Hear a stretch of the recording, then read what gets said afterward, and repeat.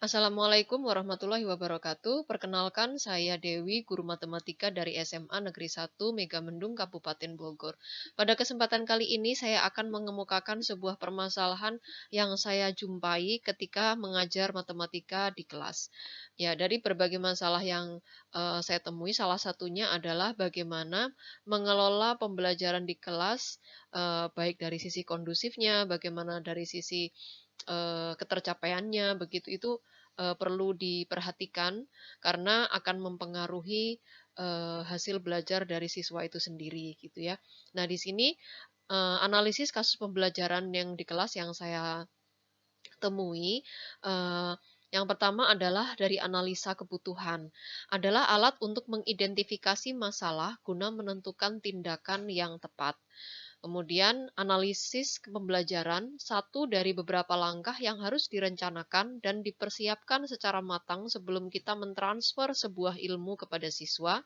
Kemudian perlu direncanakan dan dipersiapkan secara matang karena pada analisis pembelajaran ini terjadi proses menjabarkan perilaku umum menjadi perilaku khusus yang tersusun secara logis dan sistematik. Jadi perlunya dianalisis dari kebutuhan belajarnya, pembelajarannya, dan perlunya dipersiapkan secara matang karena bisa mempengaruhi perilaku dalam pembelajaran tersebut. Nah, posisi analisis pembelajarannya di sini ada beberapa alur gitu ya. Mulai dari identifikasi kebutuhan, kemudian melakukan analisis yang tadi sudah disebutkan, kemudian di sini juga identifikasi perilaku serta karakteristik siswa, kemudian menulis tujuan instruksional khusus, jadi posisinya tujuannya seperti apa harus dituangkan juga, ditulis juga ketercapaiannya, kemudian tes patokan tesnya seperti apa, kemudian menyusun strategi pembelajarannya seperti apa, mengembangkan bahan pembelajaran, menyusun desain dan melaksanakan evaluasi formatif, kemudian menjadilah sebuah sistem pembelajaran yang diharapkan tercapai gitu ya. Jadi di sini perlu persiapan yang matang untuk proses pembelajaran karena akan mempengaruhi ketercapaian dari pembelajaran tersebut. Diperlukan sebuah referensi yang banyak bagi guru untuk bisa mempersiapkan pembelajaran supaya lebih efektif dan efisien. Begitu ya, di sini salah satunya yang sudah saya terapkan adalah pembelajaran problem based learning, salah satunya ya pembelajaran inovatif di mana pemahaman siswa akan terbentuk dari model pembelajaran tersebut. Tetapi yang perlu diperhatikan juga bagaimana dengan model pembelajaran tersebut siswa dapat melaksanakannya dengan baik tanpa bosan, tanpa jenuh, sehingga ketercapaian tujuan pembelajaran pun akan maksimal. Kemudian posisi analisis pembelajaran lanjutan, bila disederhanakan, sesungguhnya sistem pembelajaran di atas hanya terdiri dari 3 tahapan, yaitu dengan pola mengidentifikasi, kemudian mengembangkan, setelah itu baru mengevaluasi, setelah itu baru merevisi, gitu ya.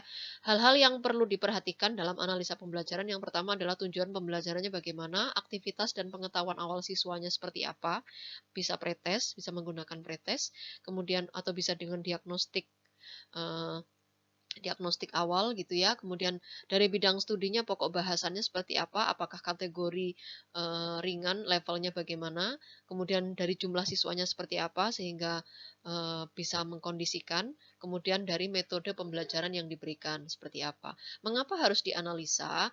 Nah, di sini ada beberapa masalah yang harus diperhatikan berkaitan dengan karakteristik siswanya itu. Seperti apakah karakteristik siswanya yang perlu dijabarkan, kemudian dikelompokkan, diklasifikasikan, kemudian sikap terhadap belajarnya bagaimana, motivasi belajarnya juga bagaimana, konsentrasi siswa dalam belajar juga bagaimana, mengelola bahan ajarnya seperti apa sehingga terkesan menarik, dan otomatis menumbuhkan minat belajar ya. Kemudian bagaimana rasa percaya diri siswa sehingga mereka tidak malu atau tidak canggung untuk mengemukakan pendapat maupun menjawab pertanyaan dari guru.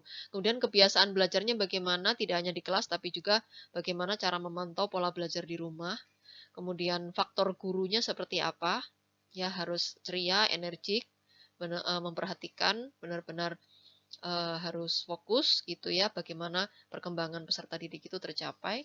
Kemudian lingkungan sosial dari teman sebayanya seperti apa, kurikulum sekolahnya juga seperti apa, dimodifikasi sedemikian rupa sehingga tidak menjemukan siswa dalam belajar, serta ketercapaiannya tetap maksimal. Kemudian sarana dan prasarananya bagaimana, dari sini mungkin bisa dimanfaatkan sarana yang mendukung pembelajaran untuk bisa digunakan sehingga tidak membosankan atau bisa bervariasi. Mengatasi masalah yang pertama identifikasi adalah suatu kegiatan yang diarahkan untuk menemukan siswa yang mengalami kesulitan belajar yaitu mencari informasi tentang siswa dengan melakukan data dokumentasi hasil belajar siswa, menganalisis absensi siswa, mengadakan wawancara dengan siswa, tes untuk memberi data tentang kesulitan belajar atau permasalahan yang sedang dihadapi. Itu cara untuk mengidentifikasi. Kemudian cara mendiagnosisnya, diagnosis adalah keputusan atau penentuan mengenai hasil dari pengelolaan data tentang siswa yang mengalami kesulitan belajar dan jenis kesulitan yang dialami siswa. Diagnosis ini dapat berupa hal-hal keputusan mengenai hasil kesulitan belajar siswa dan keputusan mengenai jenis mata pelajaran apa yang mengalami kesulitan belajar. Dalam hal ini karena matematika, kemarin ketika saya jumpai mereka rata-rata sebagian besar mengatakan mengalami kesulitan belajar. Kemudian prognosis merujuk pada aktivitas penyusunan rencana atau program yang diharapkan dapat membantu mengatasi masalah kesulitan belajar siswa. Jadi perlu program khusus. Bagaimana terapinya? Terapi adalah pemberian bantuan kepada anak yang mengalami kesulitan belajar sesuai dengan program yang telah disusun pada tahap prognosis. Bentuk terapinya adalah bimbingan belajar kelompok, bimbingan belajar individu, pengajaran remedial, pemberian bimbingan pribadi, alih tangan kasus. Kemudian tindak lanjutnya usaha untuk mengetahui keberhasilan bantuan yang telah diberikan kepada siswa dan tindak lanjut yang didasari evaluasi.